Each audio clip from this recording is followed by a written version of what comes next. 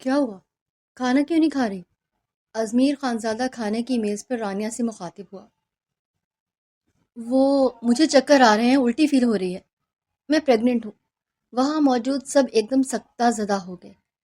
2 دن پہلے ہی تو ازمیر رائما سے نکاح کر کے اسے گھر لایا تھا۔ رائما کے باپ نے ازمیر کی بہت ساری پراپرٹی دشمنی کے عوض ہتھیا لی، جس کے بدلے غصے میں زبردستی ازمیر رانیہ کو نکاح کر کے اپنے گھر لے آیا۔ رانیہ ابھی کم عمر 16 سال کی تھی۔ تمہارا دماغ تو ٹھیک ہے؟ کیا بک رہی ہو؟ وہ غصے سے چیخا۔ اگر ایسا کچھ ہوا تو تمہیں تمہارے باپ کے ساتھ ہی زندہ گاڑ دوں گا۔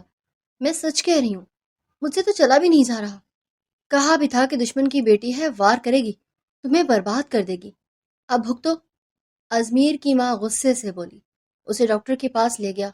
پتا چلا کہ رانیہ کو کچھ بھی نہیں ہے، وہ ٹھیک ہے۔ واپسی پر ازمیر گاڑی میں اس پر برس پڑا۔ مجھے بیوقوف سمجھتی ہو؟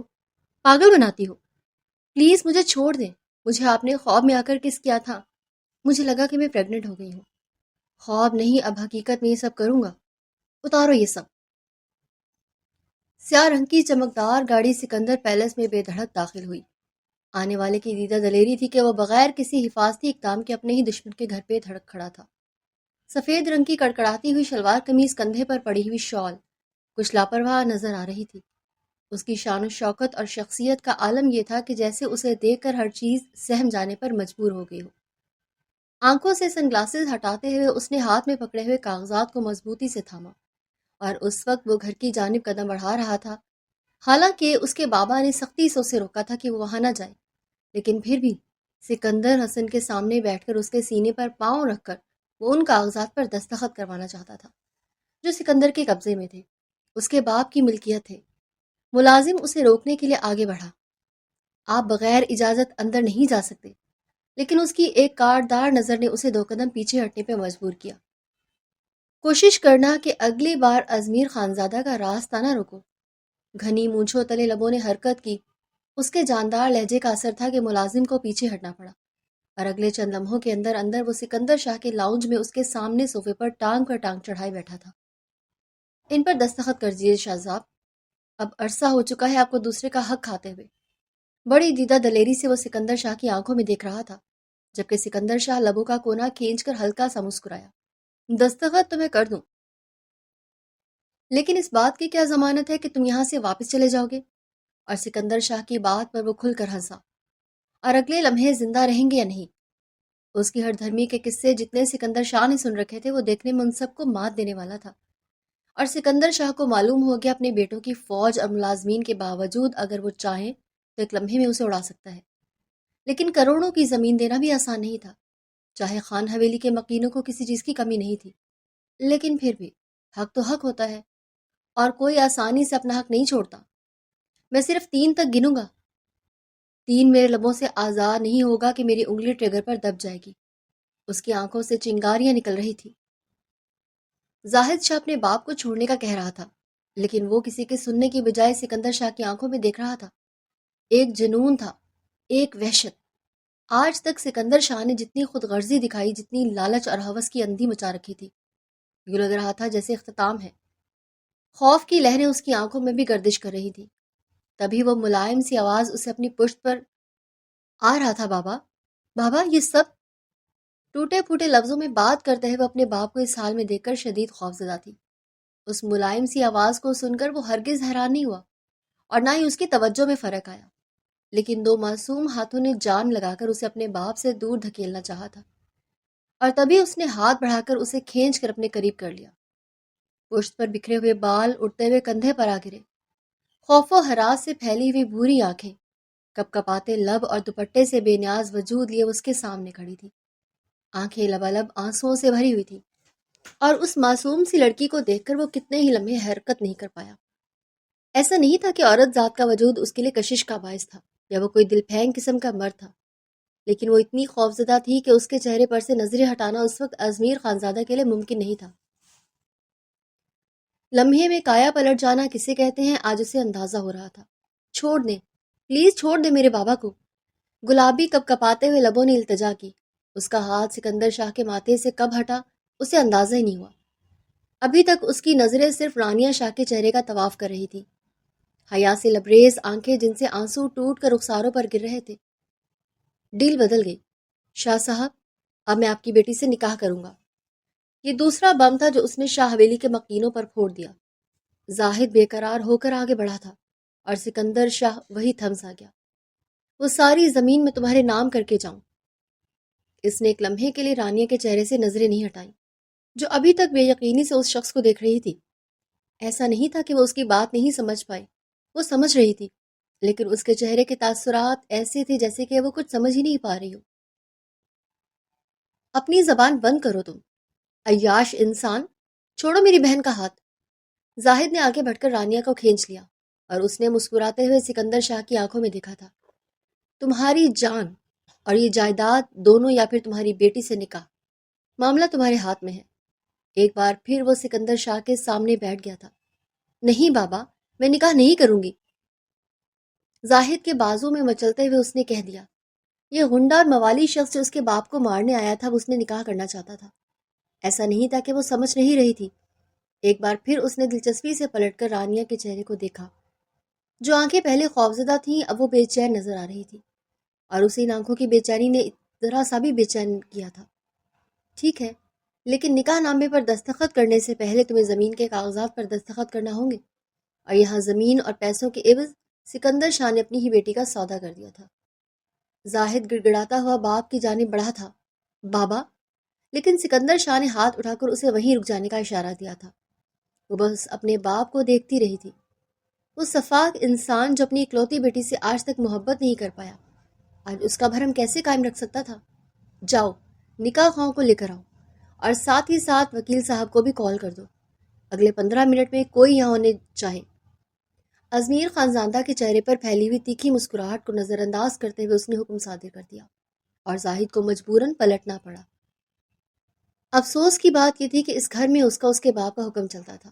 اپنے باپ کے سامنے وہ بے بس تھا۔ نہیں بھائی، پلیز، میں یہ نکاح نہیں کروں گی، مجھے ڈر لگتا ہے ان سے۔ وہ زاہد سے لپٹ گئی، اور زاہد نے ملازمہ کو اشارہ کرتے ہوئے اسے اندر لے جانے کا حکم دیا تھا۔ روتی بلکتی اپنے کمرے میں جا رہی تھی، لیکن اس کے التجاؤں میں کمی نہیں تھی۔ اس نے باپ سے منت کر لی، اپنے ناکردہ گناہوں کی معافی مانگ لی، لیکن آج تک اس نے ایسا کچھ نہیں کیا تھا جس کی سزا اسے بھگتنی پڑی ہو، اور ازمیر اسے اس طرح دیکھ کر مزید بے چین ہو رہا تھا۔ اگر کوئی اور وقت ہوتا تو شاید وہ اس ہیرو کی طرح نظر آنے والے شخص پر مر مٹتی، پہلی ہی نظر میں اس پر فدا ہو کر اپنا دل اس کی ہتھیلی میں تھما دیتی۔ لیکن یہاں معاملہ کچھ اور تھا۔ اس کی نظر میں وہ اپنا امیج خراب کر چکا تھا۔ سکندر شاہ جیسا بھی تھا، اس کا باپ تھا۔ اپنے باپ کے بارے میں وہ کبھی بھی غلط گمان نہیں کر سکتی تھی۔ اس کا رونا سسکنا سب کچھ دھرے کا دھرا رہ گیا۔ اگلے آدھے گھنٹے کے اندر اندر نکاح خواہ اور وکیل کو بلا لیا گیا تھا، اور سب سے پہلے دوسرے کاغذات تیار ہوئے تھے۔ لیکن ازمیر خانزادہ زیادہ بھی اپنے نام کا ایک تھا۔ اس نے کہہ دیا کہ وہ پہلے نکاح کرے گا اور اس کے بعد دستخط۔ اگر تم اپنی زبان سے مکر گئے تو؟ سکندر شاہ اسے دیکھتا رہ گیا۔ یہ ازمیر خانزادہ کی زبان ہے، کسی 2 ٹکے کے مکار بوڑھے کی زبان نہیں۔ یہاں بھی وہ اپنی چال چلنے سے باز نہیں آیا، اور سکندر شاہ نے دانت پیس کر اسے دیکھا تھا۔ زبان سنبھال کر بات کرو، تو میرے گھر موجود ہو۔ اس سے پہلے کہ وہ آگے بڑھ کر اس کا گریبان پکڑ لیتے، اس نے نرمی سے ان کے ہاتھوں کو تھام لیا۔ ریلیکس سر جی، اپنی بیٹی کو رخصت کریں، میں یہاں آپ کا ہارٹ فیل ہوتے نہیں دیکھ سکتا۔ مصنوعی اداسی سے کہتے وہ ان کے تن من میں آگ لگا چکا تھا۔ پہلی بار سکندر شاہ کے سامنے کوئی ٹکر کا بندہ آیا تھا۔ ساری زندگی وہ عدنان خان جیسے بندے سے ٹکر لیتا رہا، لیکن آج اس کا پالا عدنان خان کے بیٹے سے پڑا تھا، سو بھگتنا تو بنتا تھا۔ کچھ ہی دیر کے اندر اندر زاہد اسے کمرے سے باہر لے آیا تھا۔ اس بار وہ بالکل خاموش تھی۔ جالی دار دوپٹے کا گھونگھٹ گرا کر وہ نیچے اترتی چلی آ رہی تھی، لیکن قدم من بھر کے ہو رہے تھے۔ بار بار وہ اپنے بھائی سے لپٹ جاتی۔ اگر اس شخص نے مجھے مار دیا تو؟ اس کی آنکھوں کا خوف دیکھ وہ افسردہ ہو رہا تھا، لیکن بغاوت کا مطلب تھا اس حویلی سے نکل جانا، جو اب بھی وہ افورڈ نہیں کر سکتا تھا۔ کچھ بھی نہیں ہوگا، تم بس ہمت رکھو۔ اس شخص کے پہلو میں سچ کر واپس کی بیوی بنتی جا رہی ہو۔ نکاح خواہ نے نکاح شروع کیا، اور کچھ ہی دیر کے اندر اندر وہ رانیہ سکندر شاہ سے رانیہ ازمیر خانزادہ بن گئی۔ پورے مان سے اس کا ہاتھ تھام کر وہ اٹھ کھڑا ہوا تھا۔ اب میری بیوی سے اس حویلی والوں کا کوئی تعلق نہیں ہوگا۔ تم اپنی قیمت وصول کر چکے ہو سکندر شاہ۔ جبکہ پشت پر ہاتھ باندھے سکندر شاہ چند قدموں کے فاصلے پر کھڑا رہا۔ یہ اس کی اکلوتی بیٹی کا نکاح تھا، اس کی زندگی کا مشکل ترین فیصلہ، لیکن حقیقت یہ تھی کہ اس بیٹی کو ہمیشہ اس نے بیٹی ماننے سے ہی انکار کیا تھا۔ 3 بیٹوں کی موجودگی میں جس پر انہیں ناز تھا، وہ ہرگز بھی ایک بیٹی کو افورڈ نہیں کر سکتا تھا۔ اور پھر رانیہ کی پیدائش پر جہانآرا شاہ کی وفات نے اس پر منحوسیت کا وہ لیبل لگا دیا کہ اس کا سگا باپ بھی اسے وہ محبت دینے سے انکار کرتا رہا جو محبت اس کا حق بنتا تھا۔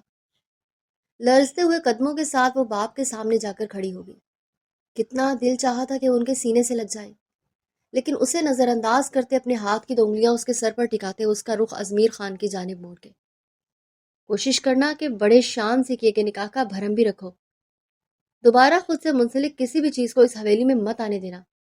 وہ باپ نہیں تھا اور نہ ہی باپ کہلائے جانے کے حقدار تھا۔ کاغذات اٹھا کر وہ اپنے کمرے کی جانب بڑھ گیا تھا، جبکہ گلے لگ کر وہ اس شدت سے رو پڑی تھی کہ کسی کا بھی دل سہم جائے۔ اپنوں کے درمیان رہنا چاہے پھر سلوک جو بھی ہو، لیکن وہ حفاظت میں تھی، اور اب حفاظت کا وہ حصار اسے ٹوٹتا ہوا دکھائی دے رہا تھا۔ بڑے مان سے اس کا ہاتھ تھام کر وہ گاڑی تک لے آیا۔ گاڑی میں اسے بٹھاتے ہوئے خود ڈرائیونگ سیٹ سنبھالی۔ یہ فیصلہ ٹھیک تھا یا غلط، لیکن حقیقت یہ تھی کہ اس کے دل نے کہہ دیا اور اس نے کر لیا۔ اب عدیل خان کو کیسے فیس کرنا تھا؟ گھر والوں کے سوال جواب، اسے صرف اس معاملے پر غور نہیں کرنا تھا۔ اس وقت اس کی پوری توجہ پاس بیٹھی ہوئی لڑکی کی جانب تھی، جو سر جھکائے مسلسل رونے کا مشغلہ سر انجام دے رہی تھی۔ گھر کے راستوں پر گاڑی ڈالتے ہوئے وہ اس کے جھکے سر کو دیکھ کر 2 انگلیوں اس کی ٹھوڑی پر ٹکائے اس کا رخ اپنی جانب موڑ چکا تھا۔ رونا بند کرو۔ اس نئی نویلی سی دلہن کو چپ کروانے کا ہنر تو وہ نہیں جانتا تھا، لیکن اس کے کہنے پر وہ سہم کر سر جھکا گئی اور دوبارہ اپنی بھوری آنکھیں اٹھا کر اسے دیکھا تھا۔ مجھے ماریں گے تو نہیں؟ اس نے کچھ اس قدر معصومیت سے کہا تھا کہ مقابل کو گاڑی روک کر اس کی جانب مڑنا پڑا۔ اس کے دونوں ہاتھوں کو تھام کر وہ اسے بے تحاشا دیکھتا رہا۔ میں اب تمہارا شوہر ہوں، اور شوہر بیویوں کو مارا نہیں کرتے۔ وہ اسے یوں سمجھا رہا تھا جیسے کسی چھوٹے بچے کو رشتے کی نوعیت سمجھا رہا ہو، جبکہ رونا بھول کر وہ ٹک اسے دیکھتی رہی۔ میں آپ کی بیوی ہوں۔ اس معصومانہ سوال پر وہ کھل کر مسکرایا تھا۔ وہ یوں بات کر رہی تھی جیسے کہ یقین نہیں کر پا رہی ہو، جبکہ اسبات میں سر ہلاتے ہوئے وہ اپنے ہاتھ کی انگلیاں اس کی گردن پر پھیرتا ہی چلا گیا۔ سرخ رنگوں میں ڈوبتے ہوئے وہ پلکیں جھکا گئی۔ لیکن میں دلہن تو نہیں بنی۔ ایک اور شکوہ اس کے حسین لبوں سے برآمد ہوا تھا۔ بچپن سے وہ محبت کے لیے ترستی آئی تھی، اور اب جب وہ شخص اس سے اتنی محبت سے بات کر رہا تھا تو اس کی جانب متوجہ ہونا بنتا تھا۔ میں تمہیں دلہن بناؤں گا، اپنی دلہن، لیکن اس کے لیے تمہیں رونا بند کرنا پڑے گا، بیویوں کی طرح میرے ساتھ رہنا پڑے گا۔ آنکھ کا کونا دبا کر وہ اسے ایک بار پھر سرخ کر گیا تھا، جبکہ وہ ناسمجھی سے اسے دیکھتی ہوئی وہ 17 سالہ دلہن اپنی دھڑکنوں کو تیز ہونے سے روک رہی تھی۔ ہسبینڈ جی، اس کے پکارے جانے پر وہ حیرت سے اسے دیکھتا رہا۔ مجھے آپ کے گھر میں کتنی دیر رکنا ہوگا؟ مجھے واپس کب چھوڑنے آئیں گے آپ؟ اس کے ہاتھوں کی انگلیوں میں انگلیاں پھنسائے وہ اس کے ہاتھ کو دبا گیا۔ ہمیشہ کے لیے، اب تم ہمیشہ میرے پاس رہو گی، میرے دل کے قریب۔ میں ہر روز تم سے ڈھیر ساری باتیں کیا کروں گا، محبت کروں گا، ہماری چھوٹی سی فیملی ہوگی، اور بس۔ حالانکہ وہ کبھی بھی اقرار نہیں کر سکتا تھا کہ وہ اسے پہلی نظر میں بھا گئی ہے۔ اپنی جانب سے وہ خود کو تسلی دیے ہوئے تھا کہ وہ سکندر شاہ کا غرور توڑ کر اسے حویلی لے جا رہا ہے۔ حویلی میں اسے رکھتے ہوئے اس کے ساتھ جو بھی سلوک ہوگا وہ کچھ نہیں کہے گا، لیکن نہ جانے کیوں اس کی سہمی ہوئی معصوم شکل کو دیکھ کر اس کا دل نہیں چاہ رہا تھا کہ اس پر بلا وجہ دھاڑے، چیخے۔ پورے حق سے اس کا ہاتھ تھام کر وہ حویلی لے آیا۔ عدیل خان اور ستارہ بیگم حویلی میں موجود نہیں تھے، نمرا بھی ان کے ساتھ ہی تھی، اس لیے وہ سیدھا اسے اپنے کمرے میں لے کر آیا۔ آج سے تم اسی کمرے میں رہو گی، کیونکہ یہ ہمارا کمرہ ہے، اور کسی سے کوئی چیز بھی نہ بانٹنے والا شخص اس کے ساتھ اپنا کمرہ بانٹ رہا تھا۔ اور صوفے پر بیٹھتے ہوئے وہ اپنی انگلیوں کو چٹکھاتی رہ گئی۔ نیا گھر، نئے لوگ، اور پھر اس سے منسلک یہ شخص جو اس وقت اپنی شرٹ کے بٹن اتار رہا تھا۔ میں فریش ہونے جا رہا ہوں، اس کے بعد میں ملازمہ سے تمہیں کچھ کھانے کے لیے منگوا کر دوں گا۔ کچھ ہی دیر کے بعد وہ فریش ہو کر باہر نکلا تو وہ ہنوز اسی حالت میں بیٹھی تھی۔ اس نے پلکیں اٹھا کر اسے دیکھا۔ شارٹ لیس وجود، بھیگے بھیگے بال اور کسرتی بدن کے ساتھ وہ اتنا دل کا اچھا لگ رہا تھا کہ بمشکل اپنے جذبات کو کنٹرول کیے وہ اسے دیکھتی رہ گئی۔ آنکھوں کے گوشے اب سرخ ہوئے تھے. اسے اندازہ ہی نہیں ہوا جبکہ اس کی نظروں کا ارتکاز محسوس کرتے ہوئے وہ پلٹا تو گڑبڑاتے ہوئے رانیہ نے اپنی پلکوں کو جھکا لیا تھا. بے مقصد ہی کچھ دیر ادھر ادھر دیکھنے کے بعد وہ بھی اٹھ کر فریش ہونے کا ارادہ کرتے ہی اس کے قریب سے گزرنے لگی تھی جب لڑکھڑاتے قدموں کے ساتھ اٹکتے ہوئے گرنے لگی اور جب اس نے اپنا مضبوط بازو بڑھا کر اسے تھام لیا تھا. اپنے شوہر کی جانب کم دھیان دے محترمہ، اس طرح گر کر اپنا نقصان کریں گی. اس کے کان کے قریب جھکتے ہوئے سرگوشی کر کے وہ اسے مکمل سرخ کر گیا. اس وقت اس کے ہاتھ ازمیر کے سینے پر جمے ہوئے تھے جبکہ اس کی دھڑکن کو وہ بخوبی محسوس کر سکتی تھی. وہ بہت قریب سے اسے دیکھ رہا تھا بلکہ چھو کر محسوس کر رہا تھا. لہراتے بالوں کا بکھر کر آبشار کی مانند گرنا مقابل کو مدہوش کرنے کے لیے کافی تھا. بڑی محبت سے جھک کر اس کی گردن پر اپنے لب جماتے ہوئے وہ اس کے چہرے پر بکھرتے رنگوں کو دیکھتا چلا گیا. رانیہ کو یوں لگا تھا جیسے کہ دل اچھل کر حلق میں آ گیا ہو. اپنی دھڑکن کو وہ اپنے کانوں سے سن رہی تھی. اس کا اتنا قریب آ جانا اور پھر یوں تھام لینا جان لیوا تھا. مجھے اندازہ نہیں تھا دشمن کی بیٹی اتنی حسین ہوگی کہ دل میں اتر جائے گی. انگلیوں سے اس کے بالوں کو کان کے پیچھے اڑستے ہوئے اپنی سرگوشی کا رس اس کے کانوں میں بکھیر رہا تھا جبکہ حیرت سے پلکیں اٹھاتے اس کی نظریں ازمیر کے چہرے پر جم گئی. ہسبینڈ جی، وہ اس کی دسترس سے پناہ لے رہی تھی. ایک اجنبی کے سامنے اس طرح کھڑا ہونا اس کی پناہوں میں جسے ابھی کچھ دیر پہلے ہی اس کا رشتہ قائم ہوا تھا. کبھی بھی وہ خود کو اس چیز کی اجازت نہیں دے سکتی تھی. حالانکہ وہ ازمیر سے حد درجہ خوف زدہ تھی لیکن اب وہ آہستہ آہستہ اس کے خوف کو ظاہر کر چکا تھا. وہاں کی نسبت اسے یہاں بہتر لگ رہا تھا. جو پابندیاں اس پر وہاں آئی تھیں ہو سکتا ہے کہ یہاں وہ ٹوٹ جائیں اور ایک حسین زندگی اس کی منتظر ہو یا جو بھی، لیکن اب وہ محدود تھی صرف ازمیر خان تک. اس شام عدیل خان نے ایک ہنگامہ برپا کر دیا. وہ کبھی سوچ بھی نہیں سکتے تھے کہ ان کا بیٹا اتنا دل پھینک قسم کا مرد ثابت ہوگا. میں اسی لیے تمہیں وہاں جانے سے روک رہا تھا. تم نے معاملہ سلجھانے کے بجائے مزید بگاڑ دیا ہے. وہ غصے سے اپنے بیٹے کو دیکھ رہے تھے. وہ بیٹا جس نے آج تک ان کی مرضی کے علاوہ بغیر قدم نہیں اٹھایا، آج وہ نکاح کر کے ان کے سامنے کھڑا تھا. اب کیا بتاتا یہ پہلی نظر کا ایسا اثر تھا جس نے اسے اپنی گرفت میں لیا تو وہ کچھ بھی سمجھنے سے قاصر کھڑا رہا. سکندر شاہ کی بیٹی ہے، جس دن بھی وار کرے گی تمہاری پیٹھ پیچھے وار کرے گی. عدیل خان کا غصہ کسی صورت بھی کم نہیں ہو رہا تھا. اگر کسی کے اندر شاہ کی بیٹی ہے تو اب آپ کی بہو بھی ہے. بہتر ہے کہ اس کی بیٹی سمجھنے کی بجائے آپ اپنی بہو سمجھیں. وہ ازمیر کی پشت پر سر جھکائے چپ چاپ کھڑی رہی. گلابی رنگ کے دوپٹے کے حالے میں حسین چہرہ بالکل شفاف لگ رہا تھا لیکن ستارہ بیگم بھی اس کے اس فیصلے پر ہرگز خوش نہیں تھی. ابھی اور اسی وقت اس لڑکی کو واپس چھوڑ کر آؤ. زمین ملے یا بھلے نہ ملے، بہو کے طور پر مجھے یہ قبول نہیں ہے. عدنان خان کا فیصلہ اٹل تھا. ستارہ بیگم چپ چاپ اپنے کمرے میں چلی گئی. وہ تو اس قدر غمزدہ تھی کہ اپنے ہی بیٹے نے اس کا اس قدر دل دکھا دیا اور ان کا اکلوتا بیٹا تھا اور اس کی زندگی کے لیے انہوں نے ہزاروں خواب سجا کر رکھے تھے. ایسا نہیں تھا کہ وہ لڑکی خوبصورت نہیں تھی لیکن اسے کوئی حق نہیں تھا کہ یوں اپنے مستقبل اور خوابوں کے ساتھ چھڑخانی کرنے سے، کیونکہ انہیں لگ رہا تھا کہ وہ سکندر شاہ کی بیٹی ہے، ان کے بیٹے کو تباہی کے دہانے پر لا کھڑا کرے گی. اس نے نرمی سے اس لڑکی کا ہاتھ تھام لیا. جو بھی ہو بابا، وہ بات کا آغاز کر رہا تھا، یہ میرے ساتھ ہی رہے گی. اور رانیہ نے سر اٹھا کر اس کی آنکھوں میں دیکھا.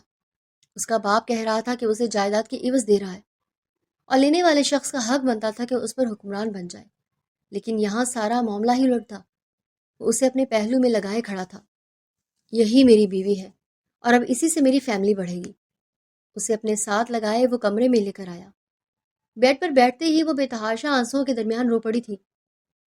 آپ کو کوئی حق نہیں تھا کہ آپ مجھے وہاں سے لے آتے. اپنے لبوں کو باہر نکالے وہ مسلسل روتی چلی گئی جبکہ وہ سگریٹ پیتے ہوئے مسلسل اس کے چہرے کو دیکھتا رہا. یوں لگ رہا تھا جیسے بہار کے پھولوں پر رمجھم گر رہی ہو، لیکن اس کی آنکھوں کی اداسی اسے ذرا بھی اچھی نہیں لگ رہی تھی. پلیز چپ ہو جاؤ، میرا سر درد کر رہا ہے، جھنجھلائے ہوئے لہجے میں اس نے کہا تو وہ مزید گڑبڑاتے ہوئے رو پڑی اور اگلے ہی لمحے اسے اپنے قریب کھینچ کر وہ اپنی گود میں بٹھا چکا تھا. میں تمہیں خرید کر نہیں لے آیا. ہو سکتا ہے تمہارے باپ نے تمہیں بیچا ہو لیکن میں نے تمہیں خریدا نہیں ہے. اس کے کان کے قریب جھکا وہ کہہ رہا تھا. سگریٹ کی خوشبو ارد گرد پھیلتی چلی گئی. میں تمہیں ہمیشہ اپنے قریب رکھوں گا اور یہ ازمیر خانزادہ کا وعدہ ہے کہ تم سے. سو سو کرتی وہ اپنی بھیگی پلکیں اٹھا کر اسے دیکھتی رہ گئی. اور ماحول کو بدلنے کے لیے وہ بے ساختہ اس کے رخساروں پر اپنے لب جما گیا۔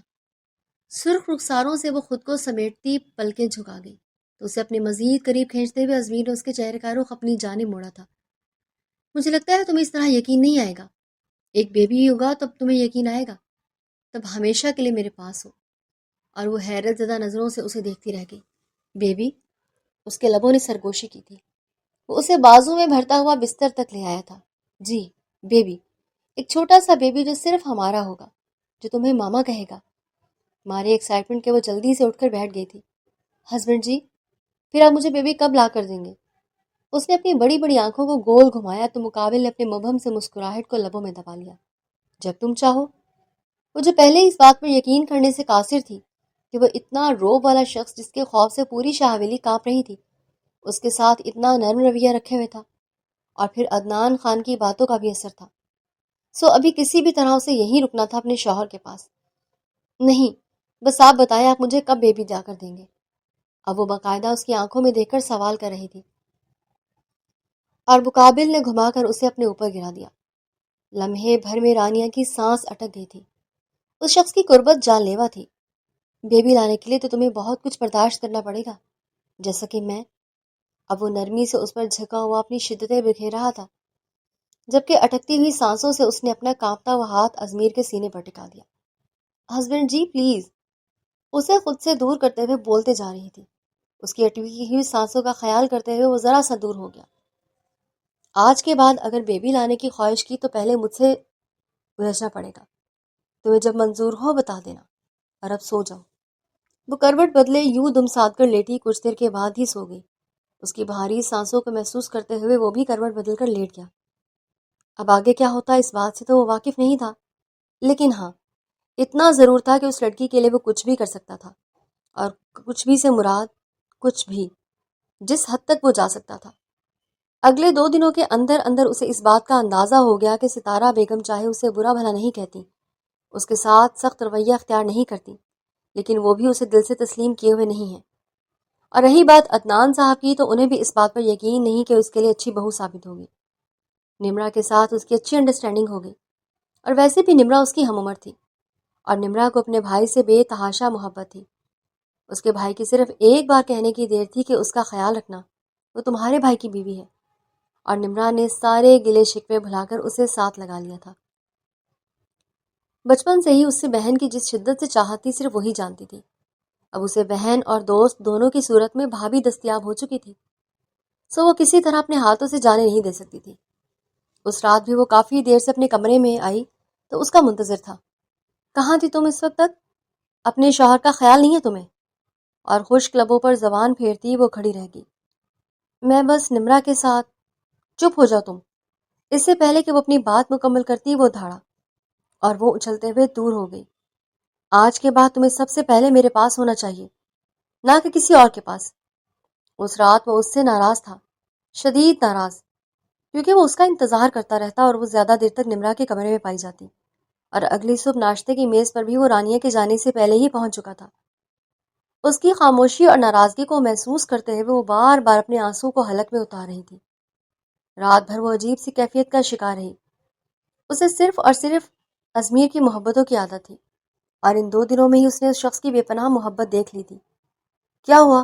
تم کھانا کیوں نہیں کھا رہی؟ اس کے پاس بیٹھتے ہوئے نمرا نے اسے ٹوکا تو وہ جلدی سے نظریں جھکا گئی۔ اس کی نظروں کو محسوس کر رہا تھا، لیکن جان بوجھ کر اس سے لاپرواہی برت رہا تھا۔ ستارہ بیگم اور عدنان صاحب خاموشی سے ناشتہ کرتے رہے۔ چھوٹی موٹی بات چیت کرتے ہوئے وہ آفس کے معلومات ڈسکس کر دیتے اور دوبارہ خاموشی چھا جاتی۔ مجھے لگتا ہے میری طبیعت خراب ہے، اس نے اچانک کہہ دیا، اور وہ سر گھماتے ہوئے اس کا چہرہ دیکھنے لگا۔ کیا ہوا تمہیں؟ نمرا نے فوراً پوچھا تھا۔ باقی سبھی ناشتہ چھوڑ کر اسے ہی دیکھ رہے تھے، اور آنسو بہاتے ہوئے وہ سر جھکا گئی۔ ایک ہاتھ اس کے کندھوں پر پھیلاتے ہوئے ازمیر نے اس کے چہرے کو بڑے غور سے دیکھا تھا۔ تمہاری طبیعت ٹھیک ہے؟ کیا ہوا؟ وہ اب بے قرار ہو رہا تھا۔ ہسبینڈ جی، وہ گڑبڑاتے ہوئے بات کرتے اس کا پورا وجود کانپ رہا تھا۔ وہ رات بھر سے اسے بات نہیں کر رہا تھا، اور یہ کیا کم پریشانی تھی؟ بیٹا، تمہاری طبیعت ٹھیک ہے؟ ستارہ بیگم نے پہلی بار مداخلت کی۔ ہاں البتہ عدنان خان بالکل خاموشی سے ناشتہ کر رہے تھے۔ دراصل اس نے سر اٹھا کر اپنے شوہر کی جانب دیکھا۔ میں پریگننٹ ہوں، اور یہ ایسا معاملہ تھا کہ اس کے کندھے سے ہاتھ ہٹاتے ہوئے وہ جھٹکا کھا کر دور ہوا۔ کیا مطلب ہے تمہارا؟ سب لوگ عجیب و غریب طرح سے اس کا چہرہ دیکھ رہے تھے، جبکہ سر جھکائے ہوئے وہ اب اچھا خاصا گھبرائی ہوئی تھی۔ اس نے دوبارہ سر اٹھا کر کچھ کہنا چاہا اور ازمیر نے جلدی سے اس کے لبوں پر انگلی جما دی۔ خاموش رہو تم، اور سوچ سمجھ کر بات کیا کرو، اسے خاموش کروا رہا تھا۔ لیکن ستارہ بیگم اور عدنان صاحب ایک دوسرے کو دیکھتے رہ گئے۔ ابھی کیا کہا ہے تم نے؟ دوبارہ دہراؤ بیٹا۔ ستارہ بیگم نے اٹھتے ہوئے اس کے کندھے پر ہاتھ رکھا۔ ماما، یہ بیوقوف لڑکی۔ اس سے پہلے کہ وہ کچھ کہتا، ستارہ بیگم کی تیز نظروں کے زیر اثر خاموش ہو کر سر جھکا گیا۔ آنٹی، میرا بیبی آنے والا ہے، پکی بات ہے۔ اس کی تیز نظروں کی پرواہ کیے بغیر وہ اپنی مرضی سے بات کرتے ہوئے اس کے لیے مشکلات پیدا کر رہی تھی، اور عدنان صاحب طنزیہ مسکراتے ہوئے ہاتھ صاف کر کے اٹھ کھڑے ہوئے۔ یہی کہا تھا میں نے کہ دشمن کی بیٹی لے آؤ گے تو وہ تم لوگوں کی نسلیں اجاڑ دے گی۔ بابا پلیز۔ اس نے سر اٹھا کر اپنے باپ کو دیکھا۔ یہ صرف بیوقوف ہے، میں ایسا کہہ رہی ہے، پتہ نہیں اس کا مطلب بھی جانتی ہے یا نہیں۔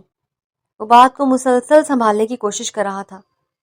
بات کا مطلب جانتی ہے یا نہیں جانتی، اسے اچھی طرح سمجھا دو، ہم خاندانی لوگ ہیں، اور آج کے بعد ایسی کوئی بات نہیں ہونی چاہیے۔ اور اگر ایسا کوئی معاملہ ہے بھی تو ان کی بات ختم ہونے سے پہلے انہوں نے ٹوک دیا تھا۔ بابا ایسا کچھ نہیں ہے۔ اپنے بیٹے کی سنجیدگی کو دیکھتے ہوئے عدنان صاحب سر ہلاتے ہوئے کمرے میں چلے گئے، جبکہ ستارہ بیگم نے عجیب سی نظروں سے اسے گھورا تھا۔ یہ سب کیا ہے؟ وہ اپنے بیٹے کو دیکھ رہی تھی۔ ماما، ایسا کچھ نہیں ہے، تم کمرے میں جاؤ رانیہ، میں وہیں آ رہا ہوں۔ اس لڑکی پر تو اسے انتہائی شدید غصہ آ رہا تھا کہ بیان کرنا ممکن نہیں تھا۔ سب کے سامنے کس طرح ویسی بات کر سکتی تھی جو اس کے شوہر دونوں کی عزت کے خلاف ہو؟ 2 دن ہوئے نہیں نکاح کو اور محترمہ پریگننٹ ہونے چلی تھی۔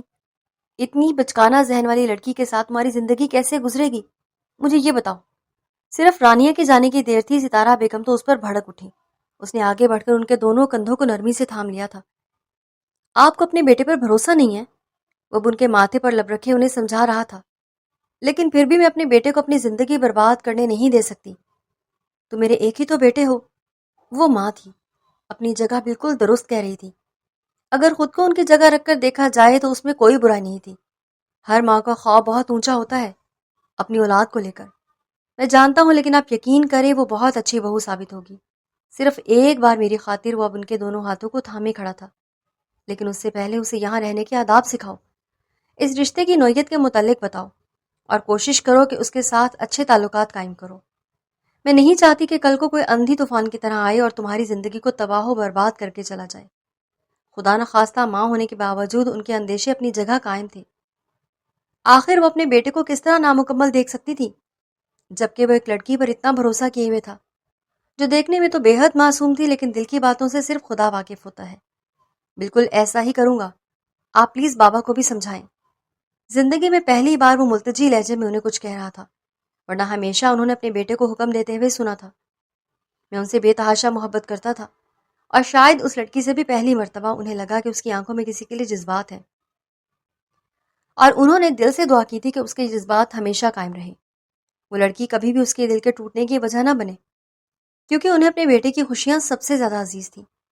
تن فن کرتے وہ کمرے میں داخل ہوا تو وہ آئینے کے سامنے کھڑی سکون سے بالوں کو سلجھا رہی تھی۔ اسے لگا تھا جتنی بڑی نیوز وہ دے چکی ہے، اب تو اس کے شوہر کا خفا رہنا بنتا ہی نہیں ہے۔ یہ باہر کیا کہا ہے تم نے سب کے سامنے؟ آتے ہی وہ اس کے بازو کو موڑتے ہوئے اسے اپنی جانب کھینچ چکا تھا۔ کچھ بھی نہیں، میں نے بس ان کو نیوز دی ہے، اور اس لڑکی کے انداز پر وہ سر پیٹ کے رہ گیا تھا۔ جانتی بھی ہوئی کہ کیسی نیوز تھی؟ اور نفی میں سر ہلاتے ہوئے وہ ہلکا سا مسکرائی۔ اب آپ ان سے ناراض تو نہیں ہیں، اور نہ ہی انکل آپ سے کہیں گے کہ مجھے چھوڑ دیں یا مجھے بابا کے پاس چھوڑ کر آئیں؟ بابا تو ویسے مجھ سے ناراض ہیں۔ بالوں کی لٹوں کو انگلیوں پر لپیٹتے وہ پرسکون انداز میں کہہ گئی، اور سارا غصہ جھاگ کی طرح بیٹھا تھا۔ یعنی یہ بچکانہ حرکت وہ کر چکی تھی، لیکن ابھی تک وہ لا علم تھی اس کے سائیڈ ایفیکٹس کے بارے میں، یعنی اسے معلوم ہی نہیں تھا کہ ایسی بات کر کے وہ اپنے لیے کتنی مشکلات کھڑی کر سکتی ہے۔ تم کب بڑی ہو جاؤ گی؟ اب اس کی کمر سے تھام کر وہ اسے اپنے قریب کھینچ کر اس کے چہرے کو دیکھ رہا تھا۔ میں ابھی بھی بہت بڑی ہوں، بس آپ کو لگتا ہے کہ چھوٹی بچی ہوں۔ اب مقابل نے اس کے معصوم لبوں کو پہلی بار حق سے اپنے دسترس میں لے لیا۔ وہ آہستہ آہستہ اس کے حسین لبوں سے اپنے لبوں کو ٹکراتے ہوئے سمٹ جانے پر مجبور کر رہا تھا۔ اس کی شرٹ کو مٹھیوں میں دبوچے وہ اپنے وجود کو سنبھالتی کھڑی رہ گئی۔ کمر سے تھام کر اسے اپنے قریب کرتے ہوئے وہ دیوانہ وار اس کی سانسوں کو پیتا گیا۔ اس کی ماں کہہ رہی تھی کہ اسے اپنی بیوی سے تعلقات قائم کر لینے چاہیے، اور شاید ان کے رشتے کی مضبوطی کے لیے سب سے اچھا قدم تھا جسے وہ اٹھا سکتا تھا۔ اور شام تیار ہوگی، میں تمہیں گھمانے لے کر جاؤں گا، اس کے بعد محبت اور بے تحاشا محبت سے نوازوں گا، تاکہ اگلی بار تم پریگننٹ ہونے کا دعویٰ کرو تو میری سانس نہ اٹک جائے۔ وہ اسے یکٹک اپنی جانب دیکھتا پا کر سرگوشی میں کہتا اس کی حواس بحال کرتا اسے چھوڑ کر چلا گیا، جبکہ وہ کتنی ہی دیر اسے لمس میں گھری رہی۔ خدا جب کسی دل کو آپ کی محبت سے لبریز کر دیتا ہے تو دوسرے دل کا رخ بھی آپ کی جانب موڑ دیتا ہے۔ جذبات ابھر ابھر کر اسے بھی متوجہ کرتے ہیں۔ اگر وہ اپنی مرضی سے نظریں پھیر لے تو یہ الگ بات ہے، ورنہ جس بات کو اگر وہ جانب ہو تو دوسری جانب کچھ ایسا ضرور ہوتا ہے جو قابل محبت ہو، قابل غور ہو۔ دل بے چین سا رہا۔ وہ سارا دن اس شخص کی چاہت کے خمار میں رہی۔ اپنی ماں کو قائل کر کے وہ پہلے ہی بھیج چکا تھا کہ اس کی مسز کے ساتھ اچھی سی شاپنگ کرائیں، اور وہاں وہ جس چیز پر ہاتھ رکھ دی گئی وہ چیز ستارہ بیگم نے اسے خرید کر دی تھی۔ گھر آنے کے بعد اس نے سب سے پہلے اپنی بیگ کو کھولا تھا۔ سی گرین کلر کی شفون کی چمکدار ساڑی اس کے دل کو اس قدر بھا گئی تھی کہ وہ لازمی طور پر اسے پہننا چاہتی تھی، اس شخص کے لیے جو اسے صبح اسے تیار ہونے کا حکم دے کر گیا تھا۔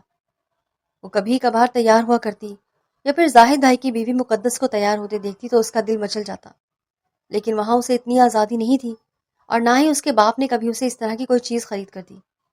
ہاں، زاہد سے جو بھی فرمائش کرتی تھی وہ پوری کر دیتا، لیکن یہ عجیب بات تھی کہ زاہد ابھی تک اس سے کبھی ملاقات کرنے نہیں آیا، حالانکہ کبھی بھی ازمیر نے اسے اس بات سے روکا ٹوکا نہیں تھا، لیکن پھر بھی وہ نہیں چاہتی تھی کہ کوئی ایسی بات کرے جو ازمیر کی ناراضگی کا سبب بنے، یا پھر اسے دوبارہ شاہ حویلی کے مکینوں سے جوڑ دے، کیونکہ اسے اپنے بابا سے جتنی محبت تھی ان کا خوف بھی اس قدر ہی اس پر مسلط تھا۔ ساڑی لے کر وہ ستارہ بیگم کے پاس چلی گئی۔ آنٹی، کیا آپ مجھے ساڑی باندھ دیں گی؟ اس نے معصومیت سے کہہ دیا، اور وہ چاہنے کے باوجود انکار نہیں کر پائی۔ حالانکہ عدنان صاحب کے دل میں ناراضگی تھی، لیکن پھر بھی وہ ایسی خاتون نہیں تھی کہ کسی بھی بات کی بنیاد بنا کر کسی سے بھی نفرت پال کر اپنے ہی گھر کا سکون برباد کر لیتی۔ اور لڑکی تو پھر ان کے بیٹے کی خواہش تھی جس کا اظہار وہ بارہا کر چکا تھا۔ جاؤ کمرے میں آ کر تمہیں باندھ دوں گی۔ انہوں نے اسے کمرے میں بھیج دیا، اور کچھ ہی دیر کے بعد آ کر انہوں نے اسے ساڑی باندھ دی تھی۔ اپنی گلابی رنگت میں سی گرین کلر کی ساڑی میں وہ اتنی دلکش لگ رہی تھی کہ کتنی دیر وہ اس پر سے نظریں نہیں ہٹا پائیں۔ یہ بات داد طلب تھی کہ ان کے بیٹے کی پسند بہت خوبصورت تھی۔ آنٹی، کیا میں بہت پیاری لگ رہی ہوں؟ اپنے بالوں کو سلجھاتے ہوئے اس نے کہہ دیا، اور ستارہ بیگم مسکراتے ہوئے سر جھکا گئی۔ بہت پیاری لگ رہی ہو ماشاءاللہ، اور وہ بھی کھلکھلاتے ہوئے ہنس پڑی۔ آپ جانتی ہیں میں جب پیدا ہوئی تھی میری ماما کی ڈیتھ ہو گئی تھی۔ بابا کہتے ہیں کہ میں اپنے ساتھ منحوسیت لے کر آئی تھی، اس لیے ماما ہمیں چھوڑ کر چلی گئی۔ اب وہ بالوں کو سلجھاتے ہوئے ستارہ بیگم کو بتا رہی تھی، اور اس کے قریب ہی بیٹھ کر اسے انہماک سے سننے لگی۔ نہ جانے کہ اس لڑکی کی کہانی اسے دل فریب لگ رہی تھی جو ان سے اپنی محرومیوں کا تذکرہ کر رہی تھی۔ بال بناتے ہوئے ہاتھ ذرا سے سست پڑے، ستارہ بیگم نے محسوس کیا تھا جیسے اس کی آنکھیں چھلکنے کو بےتاب نظر آ رہی ہوں۔ بابا نے مجھے کبھی بھی اتنی محبت نہیں دی جتنی کہ ان کا حق بنتا تھا، اور دیتے بھی کیسے؟ میری وجہ سے ماما کی ڈیتھ ہو گئی۔ بابا کبھی کبھار مجھے کمرے میں بند کر دیا کرتے، اور میں گھنٹوں روتی رہتی۔ جب ان سے اپنی پسندیدہ چیزیں لینے کا تذکرہ کرتی تو وہ بری طرح جھاڑ دیتے، اور پھر جس روز بابا نے میرا نکاح کیا اس روز میرا کتنا دل چاہا تھا ان کو گلے لگانے کا، لیکن پھر بھی وہ ناراض کھڑے رہے۔ ستارہ بیگم تو سن بیٹھی رہ گئی۔ وہ نازک سی لڑکی اتنی محرومیوں کا شکار تھی، بچپن سے ہی ایک ٹارچر برداشت کرتی چلی آئی، تو اس لیے وہ اتنا جلدی ازمیر کے اتنا کلوز ہو گئی کہ اس کے بنا ایک لمحے کے لیے بھی نہیں رہ پاتی تھی۔ یہی وجہ تھی کہ وہ آنکھیں بند کر کے ازمیر پر بھروسہ کرنے لگی تھی۔ اب اگر کبھی تمہارے بابا تمہیں لینے چلے آئیں تو؟ اس کے دل کا حال جاننے کے لیے انہوں نے سوال کر دیا۔ یہ کبھی تمہیں لگے کہ تمہیں اپنے بابا کے پاس لوٹ جانا چاہیے تو؟ اور وہ کتنی ہی دیر بول نہیں پائی۔ پتہ نہیں آنٹی، مجھے نہیں پتا۔ آنسوؤں کو صاف کرتے ہوئے وہ کہہ گئی، اور اس کی پشت کو دیکھتے ہوئے ستارہ بیگم اٹھ کھڑی ہوئی۔ وہ چپ چاپ کمرے سے باہر نکل گئی تھی، لیکن اس روز ان کا نظریہ اس لڑکی کے حوالے سے بدل چکا تھا۔ انہیں لگا کہ جس کے بارے میں وہ یہ سمجھتی تھی کہ وہ بے تحاشا چلاک اپنے باپ کی طرح کسی مقصد کے لیے ان کے بیٹے کے ساتھ ہوگی، اب وہ یہ نہیں سمجھ رہی تھی۔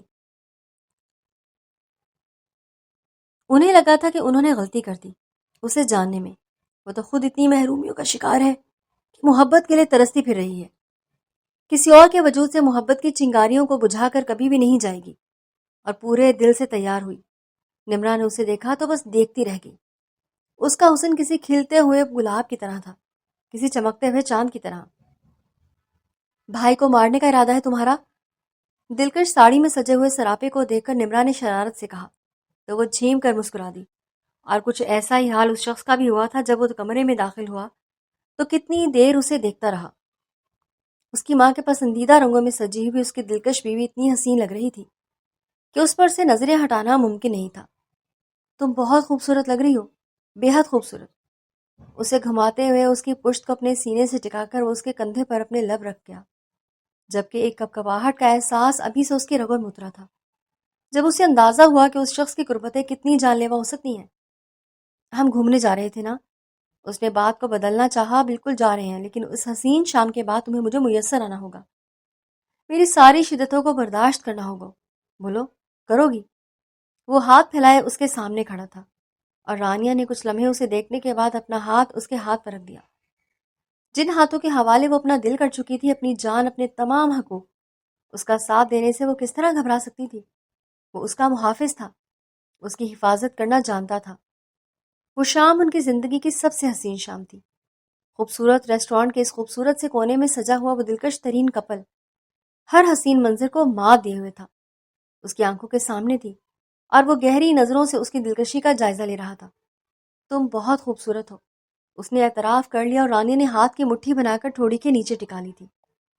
اگر میں خوبصورت نہ ہوتی تو اس کے معصوم سے سوال پر وہ کھل کر مسکرایا۔ تو میں کہتا کہ تم بہت حسین ہو، کیونکہ میں پھر بھی تمہیں انہی آنکھوں سے دیکھ رہا ہوتا جو تمہیں حسین مانتی ہیں، اسے دل سے چاہ رہا ہوتا جو تمہارا طلبگار ہے۔ عورت کو اس سے بڑھ کر اور کیا چاہیے ہوتا ہے؟ ایک حسین اعتراف، ایک حسین اقرار، محبت جس کی خاطر وہ پوری دنیا کو چھوڑ دینے کے لیے تیار ہو جاتی ہے۔ ڈنر کے بعد وہ دونوں ایک دوسرے کا ہاتھ تھام کر باہر آ گئے۔ اب وہ اس کے پسندیدہ گول گپوں کی طرف جانے جا رہا تھا۔ اس نے اپنی مرضی سے گول گپے کھائے۔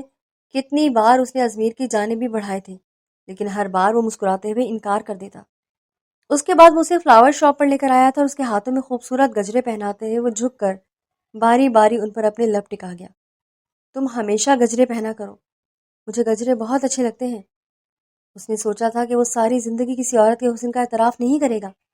اسے لگا تھا وہ ساری زندگی کسی کے سامنے نہیں جھکے گا، لیکن اس روز سرخ گلابوں کے ساتھ ہی اس کے سامنے گھٹنوں کے بل بیٹھ گیا۔ میں اپنی زندگی کی ساری حسین شام تمہارے نام کرنا چاہتا ہوں۔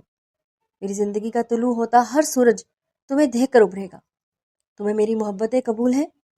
اس نے مسکراتے ہوئے وہ گلاب تھام لیا۔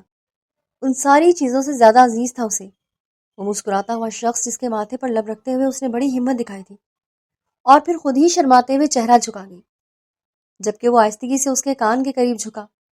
یہ تو صرف شروعات ہے، ابھی تو اپنا حق وصول کرنے کے لیے تمہیں نہ جانے کیا کچھ کرنا پڑے گا، اور میں یہ سب کچھ دیکھنا چاہتا ہوں۔ اس حسین نہ بھولنے والی شام کو گزار کر وہ لوگ واپس آئے تھے۔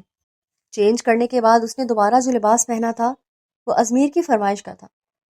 اسے پہن کر وہ بلا وجہ سرخ ہوتی جا رہی تھی۔ چینج کر کے باہر بھی آنا ہے یا پھر رات بھر وہیں ٹھیک رہنا ہے؟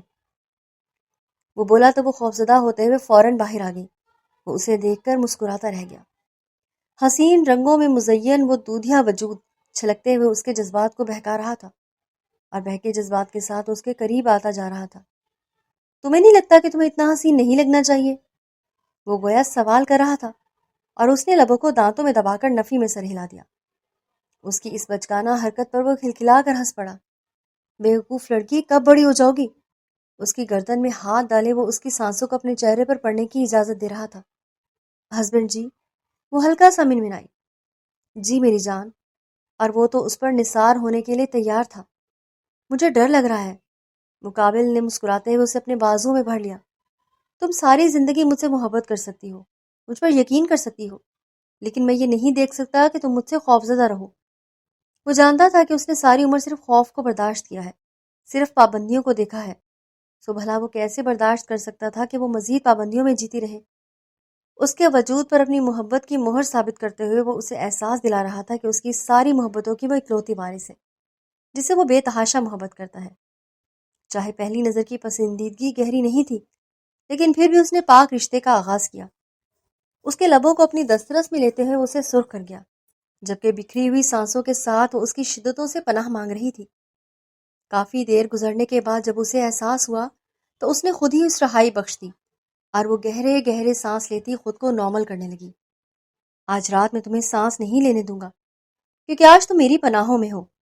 ہسبینڈ جی، وہ التجا کر رہی تھی، لیکن آج وہ اس کی التجا ماننے کے حق میں نہیں تھا۔ اس کے بالوں کی خوشبو کو اپنے وجود سے معطر کرتے ہوئے وہ اس کی نس نس پر سوار ہوتا چلا گیا۔ باہر رات قطرہ قطرہ برس رہی تھی، اور برستی ہوئی رات کے ایک ایک نقش پر ان دونوں کا نام کرندہ تھا۔ اگلی صبح وہ بیدار ہوئی تو اس کے بازو میں پرمسرت صبح کا آغاز تھا۔ اس نے رخ موڑ کر اسے دیکھا اور پھر نرمی سے ہاتھ بڑھا کر ازمیر کے گھنے بالوں کو سلجھانا شروع کر دیا، اور وہ جو گہری نیند میں تھا، ایک پرسکون سی مسکراہٹ اس کے لبوں پر بکھری۔ اپنی سرخ آنکھوں کو کھول کر اس نے رانیہ کو دیکھا تھا، جو رات بھر اس کی شدتوں کے نتیجے میں اس وقت بھی سرخ ہوتی چلی جا رہی تھی۔ نیچے چلیں؟ اس کی نظروں سے فرار حاصل کرنے کے لیے اس نے سوال کیا تو مقابل نے ہاتھ بڑھا کر اسے اپنی سانسوں کے قریب کھینچ لیا۔ چلیں گے، ابھی دل نہیں چاہ رہا۔ وہ بار بار اس کی گردن میں منہ چھپائے جا رہا تھا، جب کہ ایک اداسی سی رانیہ کے حسین چہرے پر پھیلی ہوئی تھی۔ میں اپنے بابا کو بہت مس کرتی ہوں۔ زاہد بھائی اور دوسرے بھائیوں نے بھی کبھی رابطہ نہیں کیا، کیا وہ لوگ مجھے بھول گئے ہیں؟ اور یہ سوال تو وہ آج دہرا رہی تھی، اور وہ تو نہ جانے کتنے دنوں سے اس کی آنکھوں میں پڑتا چلا آیا تھا۔ اس نے نرمی سے اس کے ماتھے پر لب رکھ دیے۔ 2-3 بار وہ زاہد سے بات کرنے کی کوشش کر چکا تھا، لیکن زاہد کی جانب سے کوئی اطمینان بھرا جواب نہیں ملا۔ کیا تم میرے ساتھ خوش نہیں ہو؟ کیا ان سے ملنا چاہتی ہو؟ اس کے چہرے کو دونوں ہاتھوں میں تھامے وہ سوال کر رہا تھا، اور وہ اس کے سینے پر سر ٹکائے چھت کو گھورتی رہی۔ میں چاہتی ہوں کہ وہ لوگوں کے دل میں میری محبت پھیل جاتی۔ کیا ایسا ممکن نہیں ہے؟ اور کتنی ہی دیر بچانے کے باوجود بھی اس کے سوال کا جواب نہیں دے پایا۔ اس شام اس نے خود ڈرائیور کے ہاتھوں سے شاہ حویلی بھجوایا تھا۔ وہ چاہتا تھا کہ وہ خود جا کر ایک بار اپنے باپ سے ملے۔ زاہد نے محبت سے اس سے ملاقات کی۔ ان لوگوں کا خیال تھا کہ ازمیر خانزادہ نے اسے کسی قید مسلسل میں رکھا ہوگا، لیکن اسے خوش اور مطمئن دیکھ کر وہ بھی مطمئن تھا۔ مقدس کے سامنے اس کی ایک نہیں چلتی تھی، اور پھر اپنے باپ سے وہ کس طرح تعلقات خراب کر سکتا تھا؟ وہ خود ملاقات کرنے کے لیے اپنے باپ کے کمرے میں گئی، لیکن اس کے باپ نے نہ صرف اس کے سر پہ ہاتھ رکھنے سے اجتناب کیا تھا، بلکہ اسے قائل کرنا چاہا کہ وہ ازمیر کو چھوڑ کر یہیں رک جائے۔ اب انہیں زمین بھی مل چکی تھی، اور خانوں کی اکڑ توڑنے کا یہی طریقہ تھا کہ وہ اپنی بیٹی کو یہیں روک لیتے۔ اگر تم مجھ سے کوئی تعلق رکھنا چاہتی ہو یا تمہیں مجھ سے محبت ہے تو یہیں رک جاؤ، وہ کہہ گئے، اور پہلی بار اس کا دل دھک سے رہ گیا تھا۔ بھلا آسان تھا اس شخص کے بغیر رہنا جس کے ساتھ جینے مرنے کا تصور وہ کر چکی تھی، جو اسے اتنی محبتوں سے نواز چکا تھا کہ کوئی اسے اس قدر چاہ ہی نہیں سکتا تھا۔ نہیں بابا، ازمیر بہت اچھے ہیں، میں یہاں نہیں رہ سکتی۔ وہ اٹھ کر واپس آنے لگی جب اس کی بات اس کے باپ کی آواز نے اس کے قدم روک دیے تھے۔ ٹھیک ہے، اب پھر کوشش کرنا کہ دوبارہ میری دہلیز پر مت آؤ۔ اس نے پلٹ کر بڑے دکھ سے باپ کو دیکھا تھا۔ میں تب تک نہیں آؤں گی جب تک آپ کو خود میری دہلیز تک نہ آنا پڑے۔ میں ساری زندگی محبتوں کے پیچھے بھاگتی رہی ہوں بابا، اب اور نہیں۔ اپنے آنسوں کو چھپاتی وہ وہاں سے نکل آئی۔ حالانکہ اس نے کتنے مان سے ازمیر سے کہا تھا کہ وہ رات اپنے بابا کے پاس ہی رکے گی، اپنے بھائیوں سے بات کرے گی، اپنے گھر میں، لیکن یہاں جب کوئی گرم جوشی اور محبت نہیں تھی تو یہاں رکنے کا جواز ہی پیدا نہیں ہوتا تھا۔ اس شخص کو اس کی کسی محرومی کی پرواہ نہیں تھی۔ اسے اتنی محبتوں سے نواز چکا تھا کہ اگلے کئی سالوں کے لیے اس کی محبت کا ذخیرہ اس کے لیے کم پڑنے والا نہیں تھا۔ ستارہ بیگم کے دل میں اس نے ایسی جگہ بنا لی کہ وہ اب اسے نمرہ سے کام نہیں سمجھتی تھی، اور آہستہ آہستہ عدنان صاحبی اسے تسلیم کرتے چلے آ رہے تھے۔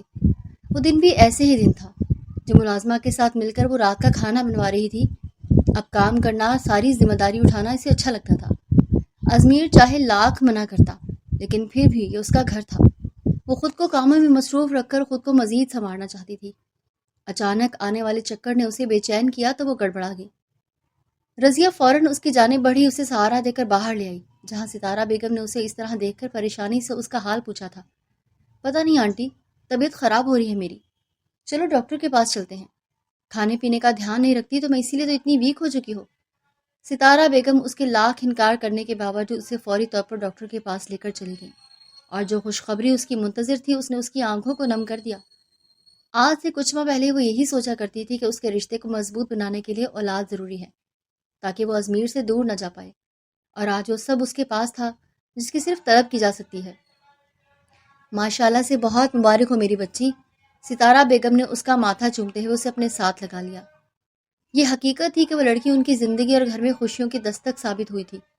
کہا جاتا ہے ہر اس دل کو سمیٹ لیں جو محبت کے لیے بنایا گیا ہے اور محبت سے محروم ہے، پھر وہ آپ کے دل کے کونے کونے میں محبت بھر دے گا۔ ان کے ساتھ بھی ایسا ہی ہوا تھا۔ اس وقت وہ اپنے کمرے میں نہال بیٹھی تھی جب ازمیر کمرے میں داخل ہوا۔ اس کے چہرے کے تاثرات سے اندازہ ہو رہا تھا کہ وہ کچھ نہیں جانتا۔ شاید گھر والوں نے سرپرائز باقی رہنے دیا تاکہ اس کی مسز اسے اس خوشی کے بارے میں آگاہ کرے۔ کیا ہوا؟ ماما بتا رہی تھی کہ تمہاری طبیعت خراب ہو گئی تھی۔ وہ بے چین ہو کر اس کی جانب بڑھا اور اس کے ہاتھوں کو تھام لیا، اور بمشکل وہ اپنی آنکھوں کو نم ہونے سے روک رہی تھی۔ جانا، میں پوچھ رہا ہوں طبیعت کیسی ہے اب؟ وہ سوالات پر سوالات کیے جا رہا تھا جبکہ وہ ابھی اس کیفیت میں نہیں تھی کہ جواب دے پاتی، اس لیے چپ چاپ اس کا ہاتھ تھامتے ہوئے اپنے پیٹ پر جما دیا۔ کتنی دیر تک وہ سمجھ ہی نہیں پایا۔